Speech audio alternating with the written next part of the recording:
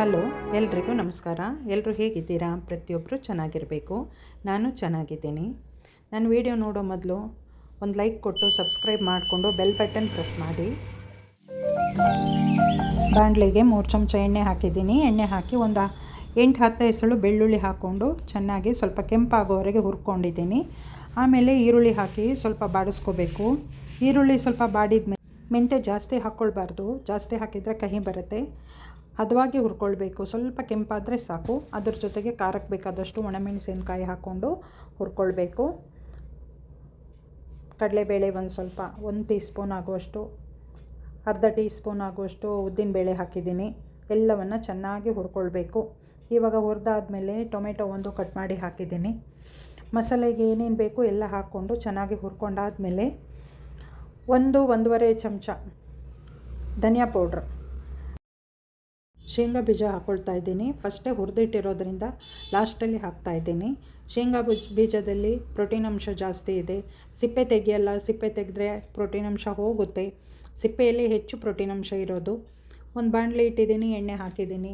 ಇವಾಗ ಎಣ್ಣೆಗೆ 1 tea spoon ಆಗುವಷ್ಟು ಜೀರಿಗೆ ಹಾಕಿ ತುಂಬ ಸರಳ ರೀತಿಯಲ್ಲಿರುತ್ತೆ, ಸಿಂಪಲ್ ಆಗಿರುತ್ತೆ, ಅದ್ಭುತ ರುಚಿ. ಆರೋಗ್ಯಕ್ಕೆ ಬೇಕಾದ ರೀತಿಯಲ್ಲಿ ನಾವು ಮಾಡ್ಕೊಳ್ತೀನಿ. ಬಾಣಲೆಗೆ 4 ಚಮಚ ಎಣ್ಣೆ ಹಾಕಿದ್ದೀನಿ. 1 ಚಮಚ ಜೀರಿಗೆ ಹಾಕಿ ಸ್ವಲ್ಪ ಹುರ್ಕೊಳ್ಬೇಕು. ಆಮೇಲೆ ಈರುಳ್ಳಿ ಹಾಕಿ ಬಾಡಿಸ್ಕೊಂಡು ಆದಮೇಲೆ 1 ಟೊಮೆಟೊ ಹಾಕಿ ಎಣ್ಣೆಯಲ್ಲೇ ಚೆನ್ನಾಗಿ ಅದನ್ನ ಬೇಯಿಸ್ಕೊಳ್ಬೇಕು. ಆಮೇಲೆ ಒಂದು ಅರ್ಧ ಟೀ ಹಾಕಿ ಹುರ್ಕೊಳ್ಬೇಕು.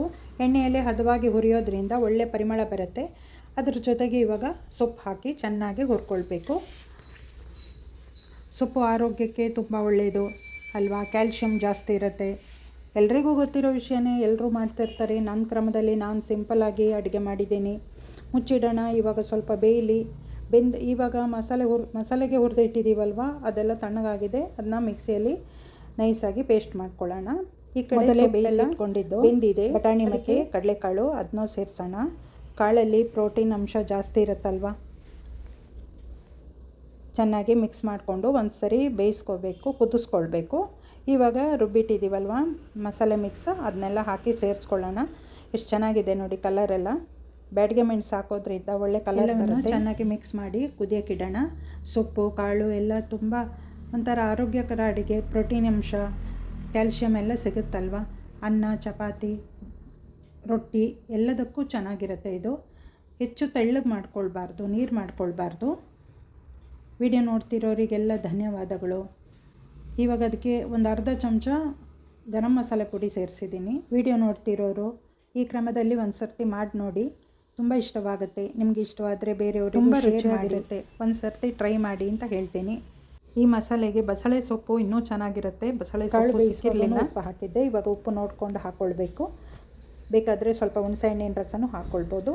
ಚೆನ್ನಾಗಿ ಕುದಿಸಿದ್ರೆ ಹುಳಿ ರೆಡಿ ಆಗುತ್ತೆ. Respect you all. Take care. Bye. See you in next video.